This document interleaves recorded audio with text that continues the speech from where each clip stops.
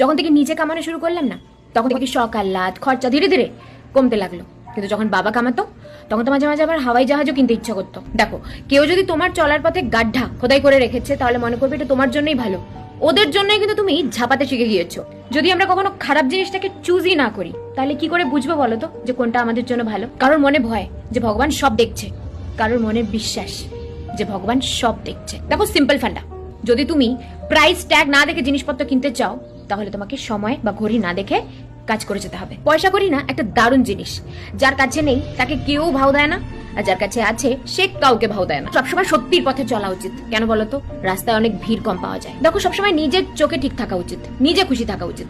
কারণ লোকজন তো ভগবানকেও দোষারোপ করে, ওরা ভগবানকে নিয়েও খুশি না। কেউ খুব দারুণ একটা কথা বলেছিল যে যখন আমরা আমাদের প্রিয় মানুষগুলোর জন্য সময় বের করতে পারি না, তখন সময় আমাদের প্রিয় মানুষগুলোকে আমাদের জীবন থেকে বার করে দেয়। একটা দারুণ কথা, যতটা তুমি